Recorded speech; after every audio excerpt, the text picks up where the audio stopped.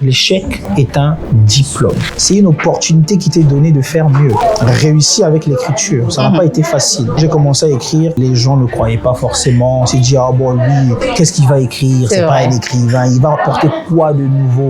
L'enfant est l'avenir du monde. Le professeur, tu as ta part de responsabilité. Toi, le professeur, qui voit un enfant triste, qui n'arrive pas à suivre le cours, est-ce que tu t'en fiches? Le professeur n'est pas juste celui-là qui vient transmettre un cours, c'est aussi un psychologue. Tout à fait. Est-ce que je dois juste m'occuper de ma famille? Est-ce que la vie des autres doit me concerner? Tu ne peux pas être à l'aise lorsque ton collègue est en train d'échouer, quoi. Bah, sûr. Sans toi concerner. On a tous des talents qui peuvent profiter à d'autres personnes. Lorsque tu ne mets pas en valeur ton talent, pour moi, c'est de l'égoïsme. Tu ne sais pas en réalité qu'il y a quelqu'un qui a été prédestiné à profiter de ton talent. Il faut tout simplement sortir de sa coquille. On ne fait pas quelque chose pour plaire à tout le monde, mais c'est pour toucher ceux qui ont été prédestinés, soit à te lire, soit à t'écouter, soit à profiter de tes services d'une manière ou d'une autre. Chez moi, d'où je viens, il faut forcément aller à l'école pour réussir. Mais c'est faux. Comment? Qui a dit que l'école était un modèle de réussite? C'est la société qui définit ces choses. Mais heureusement, en Afrique, il y a des exemples. On est tous responsables de ce qui arrive au monde. Ne critique pas le dirigeant qui a la tête dans le pays. Je ne sais pas ce qu'il a vécu. Ne crie pas victoire parce que tu as réussi à décrocher un emploi que l'autre n'a pas pu avoir. La petite chose que tu vas faire, l'acte que tu vas poser pourra avoir un impact, pas peut-être à l'instant T, mais à un moment donné, aura un impact. En gros, il faut réfléchir avant de faire quoi que ce soit. Challenge relevé. Il y a des gens talentueux, il y a des gens qui peuvent vraiment apporter quelque chose, mais qui ne croient pas en eux. Moi, je pourrais apporter quoi? Mais c'est faux. L'ADN que tu as, tu es la seule personne à en avoir. Tu as quelque chose à apporter. C'est sûr. Tu as une touche particulière à apporter dans ce monde. L'un des secrets puissants, c'est la lecture. Il faut lire. Il faut lire. Il y a un adage très connu et tout, qu'on connaît bien, qui fait parfois cliché, mais c'est la vérité. On dit souvent que si tu veux cacher la vérité à un Africain, mets-le dans le livre. Tu vas plonger dans un univers que tu ne connaissais peut-être pas, mais ça peut t'inspirer à faire. Moi, je connais des gens qui ont créé des entreprises après avoir lu un livre. Je connais des gens qui sont partis se réconcilier avec leur famille, avec des gens après avoir lu un livre. Pour faire court, la lecture est une thérapie. Parfait. Quel que soit le problème que tu peux avoir, la lecture peut vraiment t'aider d'une certaine façon à trouver une solution à un problème auquel tu fais face, quelle que soit la société à laquelle tu appartiens. La lecture est un langage universel.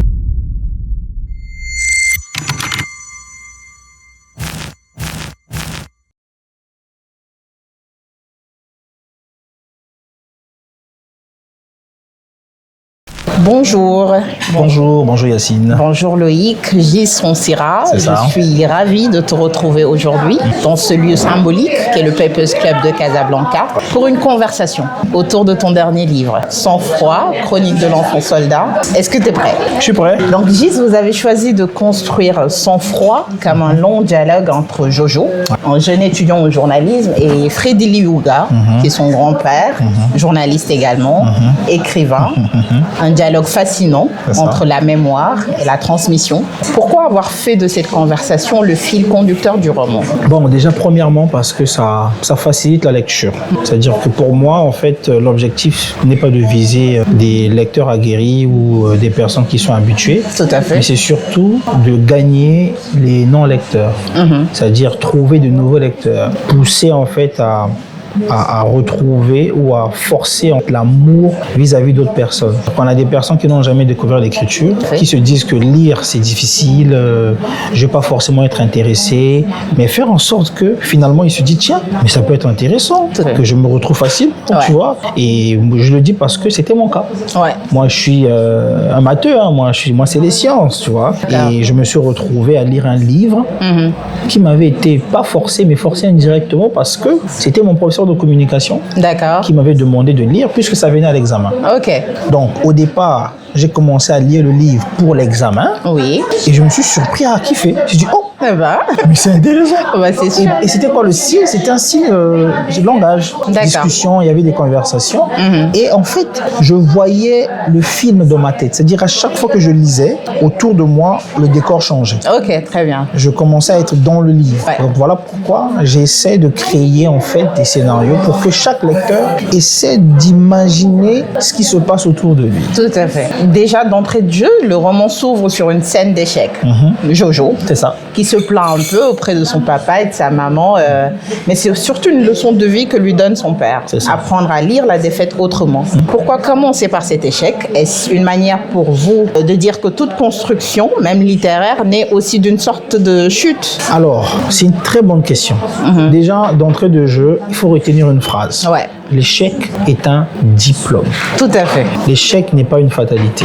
C'est-à-dire que lorsqu'on échoue, tu n'échoues pas pour perdre. Non, pour moi, c'est une opportunité qui t'est donnée de faire mieux. Parce que tu viens d'apprendre quelque chose de nouveau. D'accord? C'est ça. Et c'est parti sur l'idée selon laquelle je n'ai pas tout de suite réussi avec l'écriture. Ça n'a pas été facile. Quand j'ai commencé à écrire, comme je t'ai dit tout à l'heure, les gens ne croyaient pas forcément. On s'est dit, ah bon, lui, qu'est-ce qu'il va écrire? C'est pas un écrivain. Il va apporter quoi de nouveau? Les rejets, toutes ces choses-là. Je me suis dit, tiens, mais j'ai appris. Parce que c'est ce scénario même-là qui a suscité d'autres livres. Que tu vas voir d'ailleurs, tu vois.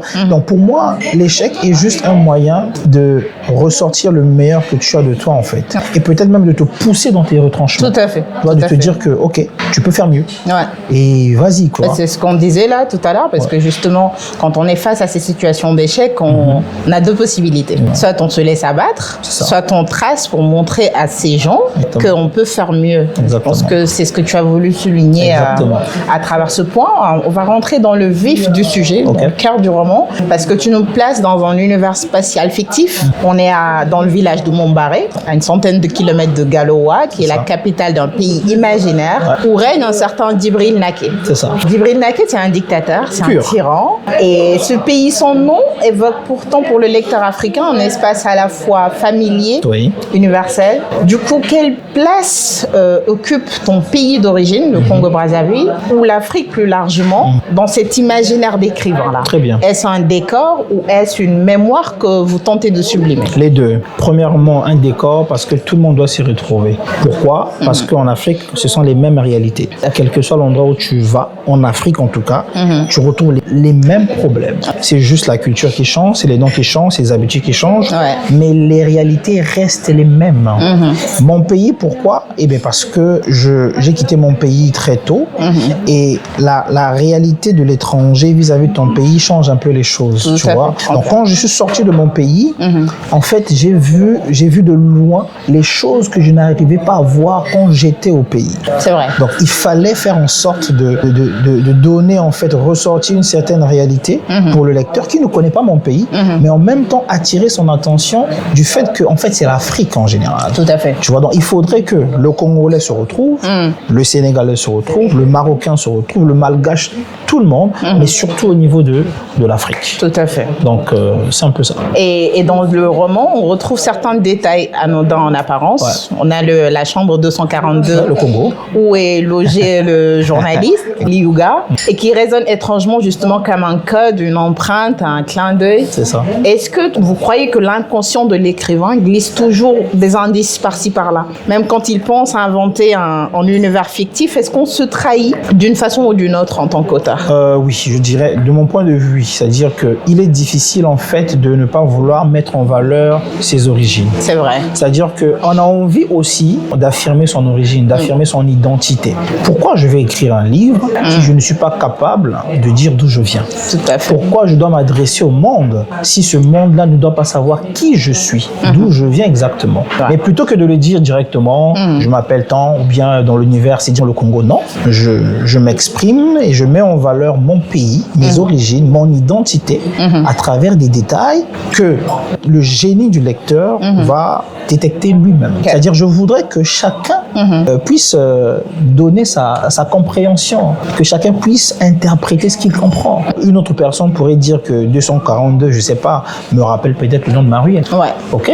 Par exemple, tu vois, ça pourrait être. C'est ça le but. Les interprétations sont multiples selon la perspective de chaque lecteur. Tout à fait. Mais de mon point de vue, je voulais vraiment ressortir également mon pays, mais de manière très subtile, subliminale, et que chacun puisse interpréter à sa façon. Parfait, très bien. On revient au sous-titre de cet ouvrage, Sang-froid, donc chronique de l'enfant soldat. Et l'enfant soldat ici, on parle de Samba. Ouais.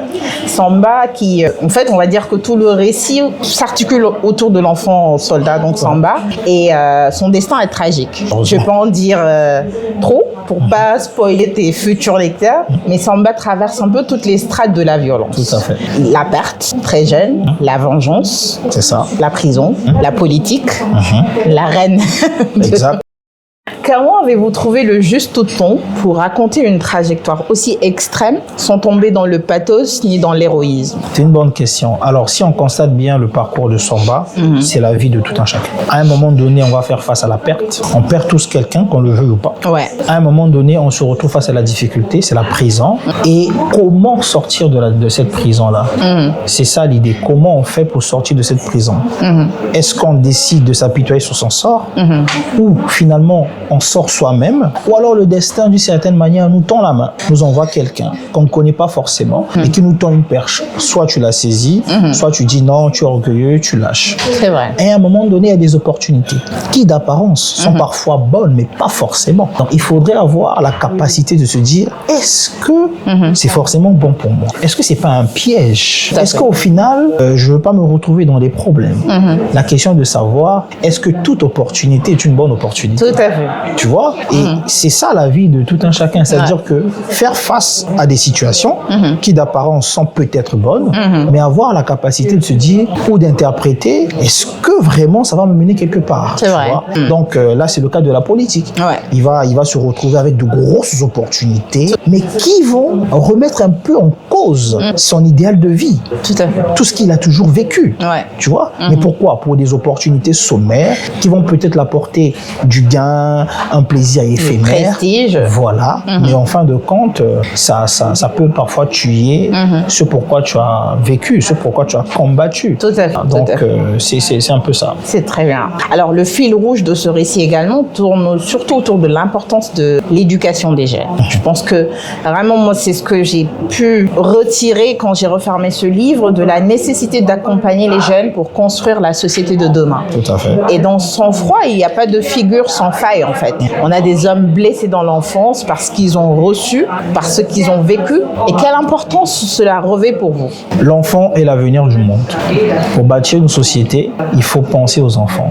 Pour construire une maison, il faut bâtir ou élever les enfants comme il se doit. Tout à fait. Et pour moi, en fait, il faudrait surtout attirer l'attention des parents. Donc pour moi, en fait, dans ce livre, j'attire l'attention des parents, la responsabilité des parents, mais pas que l'éducation, c'est-à-dire l'école. Ouais. Le professeur, tu as ta part de responsabilité. Tout à fait. Ce n'est pas que le papa à la maison. C'est vrai. Et là, ça se traduit par exemple par le chef du village qui a pris sa responsabilité, qui dit tiens, j'ai ma part de responsabilité. Ouais. Je suis chef du village, pourquoi? C'est sûr. Tu vois? Donc j'ai un enfant qui est dans mon village, qui fait face à des difficultés. Moi, en tant que chef du village, je dois faire ce que j'ai à faire. Tout à fait. C'est l'image pour moi, c'est l'image du professeur. C'est vrai. Quand tu as un enfant à la maison qui quitte la maison, arrive à l'école, toi le professeur, qui voit un enfant triste, qui n'arrive pas à suivre le cours, tu te dis quoi? Est-ce que tu t'en fiches? Bah non. Ou à la fin, tu viens essayer de demander, essayer de comprendre, mais pourquoi tu ne suis pas? Qu'est-ce qui ne va pas? Le professeur n'est pas juste celui-là qui vient transmettre un cours, c'est aussi un psychologue qui doit justement s'intéresser à ce qui se passe dans la vie de l'étudiant, de l'élève. Parce qu'il y a des choses que l'enfant ne pourra pas avoir chez lui, mais que toi, tu pourras redresser facilement. Mais aujourd'hui, la réalité est tout autre. Ouais. Chacun fait ce qu'il veut. Chacun pense à lui d'abord. Ouais. Moi, on me paye à l'heure. Je ne vais pas perdre une minute de plus après mon cours. Ouais. Un peu de comment va mon élève, est-ce qu'il a des problèmes autres, comment je peux l'aider. Et c'est dommage. C'est vrai. Je le dis parce que moi-même, une bonne partie de ma vie et ce que je suis aujourd'hui, c'est parce que j'ai eu de bons professeurs. Ouais. J'ai eu des professeurs qui se sont intéressés à moi, pas à ce que je connaissais, pas à ce que je pouvais ressortir, mais à moi d'abord. Ouais. Des personnes avec qui je pouvais discuter des choses privées sans qu'ils me jugent, mais qu'ils m'apportent un plus au vu de leur vécu, au vu de leurs expériences, tout simplement. Exactement. C'est la responsabilité de l'école. Tout à fait, d'accord. Toi qui es parent, tu as des sœurs, tu as des frères, vous les frères et les sœurs, quel est votre apport vis-à-vis de l'éducation de ton neveu? En gros, tout le monde joue un rôle. Ouais. Tout le monde joue un rôle. Lorsqu'un enfant échoue, ce n'est pas juste la responsabilité des parents, c'est la responsabilité de la société. Parce que nous tous, à un certain niveau, on impacte quelqu'un. Ouais. Quand tu rencontres un enfant dans la rue, par exemple, qui vient te demander de l'argent ou qui vient t'adresser de la parole, tu ne sais pas que la parole que tu peux lâcher à ce moment-là peut être le déclic d'un changement. C'est vrai. Tu vois, tu peux pas savoir. Non. Tu vas juste voir que c'est un enfant qui vient te déranger, c'est un enfant qui vient te demander de l'argent, mais tu as quelque chose à donner. Une seule phrase peut suffire. Un seul geste peut suffire. C'est vrai. Que l'enfant va rentrer à la maison, tu seras peut-être la seule personne qui lui a donné un sourire de la journée. En fait, quand tu comprends ça, ça change ta façon de voir les choses. C'est vrai. C'est très, très intéressant. Ouais. Retenons donc que l'éducation, dans sa globalité, est la responsabilité de toute une société. C'est ça. Pas uniquement des parents, pas uniquement de l'école et de tout le corps professoral, mais de toute la société qui a un rôle à jouer.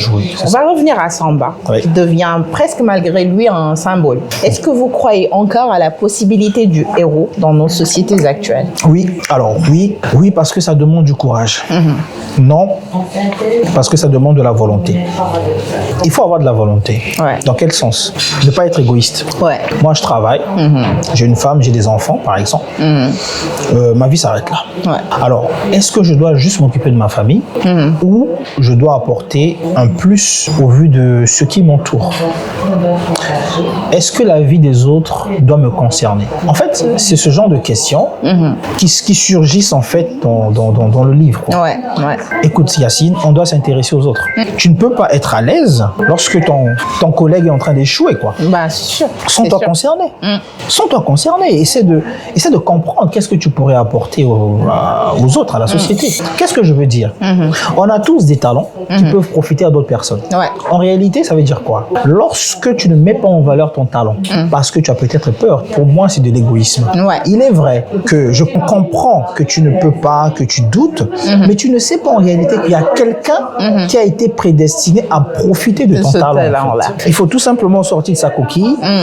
Je l'ai dit tantôt, on en a discuté. On n'écrit pas ou on ne fait pas quelque chose pour plaire à tout le monde, mais c'est pour toucher ceux qui ont été prédestinés, soit à te lire, soit à t'écouter, soit à profiter de tes services d'une manière ou d'une autre. Ouais, on y reviendra. On y reviendra. Et on va revenir un peu à ce livre où vous semblez dire que les tragédies collectives sont souvent des héritages individuels, mal soignés. En écrivant ce livre, cherchiez-vous à comprendre une part de votre propre héritage à vous? Oui et non. Alors, dites-nous en plus. Oui, parce que d'où je viens, c'est caricaturé. Okay. C'est un modèle à suivre. Okay? Moi, j'ai tout simplement, j'ai cassé les codes. Ouais. Chez moi, d'où je viens, il faut forcément aller à l'école pour réussir. Pareil. Si tu vas pas à l'école, tu es, comme on dit, de facto éliminé. Ouais. Mais c'est faux. C'est vrai. Comment? Qui a dit que l'école était un modèle de réussite? Ah non, je suis pas d'accord avec ça. C'est les croyances d'antan. Et moi, j'ai cassé les codes et j'essaie de pousser les gens à comprendre ça en fait. Ouais. Qu'il n'y a pas un modèle de réussite. C'est la société qui définit ces choses-là. Mais heureusement, en Afrique, il y a des exemples. Il y a des gens qui ne sont pas passés par l'école, par exemple, mais qui ont réussi, qui ont fait des choses, etc., etc. Tout à fait. Tu vois? Donc oui, donc c'était un modèle que je voulais exprimer pour que chacun puisse se retrouver, quoi. Parfait. Voilà. Alors, il y a cette phrase magnifique, vous l'évoquiez tout à l'heure, je vais le lire pour nos téléspectateurs. Alors, il y a Jojo qui est en conversation avec son papy et qui lui dit « Je pense bien que je vais ajouter écrivain à mes ambitions, mais je ne suis pas assez talentueux pour être lu par tout le monde. Oh, jeune homme, mais voyons, on n'écrit pas pour être lu par tout le monde, mais pour être lu par ceux et celles qui sont prédestinés à nous lire. Alors, si tu entends un jour cette petite voix qui te souffle des mots, trouve un bout de papier et note-les. Ce seront peut-être les premiers mots de ton livre. » Yes. Ça va particulièrement marquer, vous vous doutez bien. Et dans Sang froid, l'écriture semble être une forme de résistance autant qu'un acte de survie. Qu'est-ce qui vous pousse, vous, à écrire? Est-ce un besoin de comprendre, de témoigner, de résister, de réparer? Le besoin est d'abord de transmettre, de comprendre, d'être compris et d'interpréter. Donc transmettre, pourquoi? Parce que je crois fermement que je n'ai pas appris tout ce que j'ai appris pour moi seul. Non, je ne crois pas à ça. Tout ce que j'ai appris, tout mon parcours a forcément un but. Et comme je le dis toujours, si tu ne parviens pas à découvrir ce pourquoi tu es né, pour moi c'est vraiment pas un échec, mais c'est fatal. C'est sa mission de vie. C'est fatal. Moi, j'ai été créé, j'ai été né, impacté un grand public. D'ailleurs, entre griffes, mon rêve de vie, c'est de prendre la parole devant 1 milliard de personnes. Voilà. Du coup, transmettre ce que j'ai, puisque je sais que ça ne sera pas peut-être facile d'avoir cette opportunité directement, mais j'ai la capacité d'atteindre le milliard de personnes à travers le livre. Tout à fait. Le besoin d'être compris, pourquoi? Parce que ma philosophie de vie n'est pas forcément celle des autres. Et on a parfois du mal à l'exprimer par les paroles. Mais en créant des scénarios, en prenant des exemples, on finit par faire comprendre justement ce qu'on veut. Voilà pourquoi à l'école, par exemple, parce que je donne aussi des cours, je me suis rendu compte que les modèles complexes de maths, les modèles complexes d'ingénierie peuvent se faire comprendre par des exemples de la vie au quotidien. En prenant une histoire, tu peux facilement expliquer un principe très simple que la personne va comprendre. Assimiler. Donc c'est ça, le besoin d'être compris. Montrer aux gens comment je pense et voici ma direction, quoi. Tout à fait. Tout simplement. Et ben ça rejoint, si tu veux, la prochaine question, parce que moi, quand j'ai refermé Sang froid, j'ai eu le sentiment que vous aviez écrit pour transmettre. C'est ça. Et pas pour convaincre, en fait. Parce Exactement. que c'est pas l'idée, mais c'est justement cette nécessité de transmission. Qu'avez-vous voulu justement transmettre si vous deviez le résumer en une phrase? Waouh, en une phrase. En une seule chaud. phrase. Quel exercice. Alors, si je dois le résumer en une phrase, ce que j'ai à transmettre au travers de ce livre, on est tous responsables de ce qui arrive au monde. On est tous responsables. Ne critique pas le dirigeant qui est à la tête d'un pays. Tu ne sais pas ce qu'il a vécu. Tu ne sais pas les problèmes auxquels il a fait face. Ne crie pas victoire parce que tu as réussi à décrocher un emploi que l'autre n'a pas pu avoir. Tout à fait. Tu vois, les situations ne sont pas les mêmes. Comme je l'ai dit, on est juste dans un monde où les gens croient en fait qu'ils ne sont pas responsables de ce qui sont autour d'eux. Non, on est tous responsables. En fait, toi, tu as été juste au bon endroit, tu as eu la grâce d'avoir une opportunité que d'autres n'ont pas eue. Quoi, Tout tu à vois. fait. Donc, en gros, c'est ça. On est tous responsables de ce qui se passe dans le monde, autour de nous, loin de nous, à un certain niveau. La petite chose que tu vas faire, l'acte que tu vas poser, pourra avoir un impact, pas peut-être à l'instant T, mais à un moment donné, aura un impact. Tout à fait. En gros, il faut réfléchir avant de faire quoi que ce soit. Challenge relevé.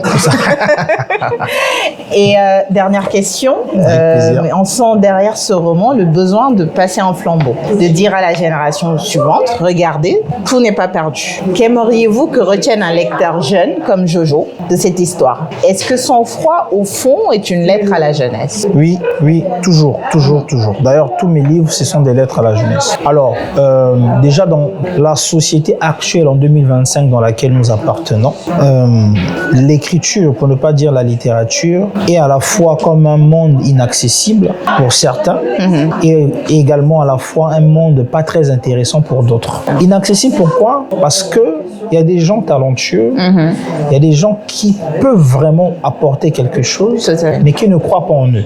Qui se disent, tiens, mais on a des gens comme Alain Mabankou qui ont déjà écrit. Qu'est-ce que moi je pourrais encore écrire de nouveau? Qui suis-je? On a des Albert Camus. Moi, je pourrais apporter quoi? Mais c'est faux. L'ADN que tu as, tu es la seule personne à en avoir. C'est vrai. Après toi, plus personne personne n'aura cet ADN-là. Ça veut dire quoi?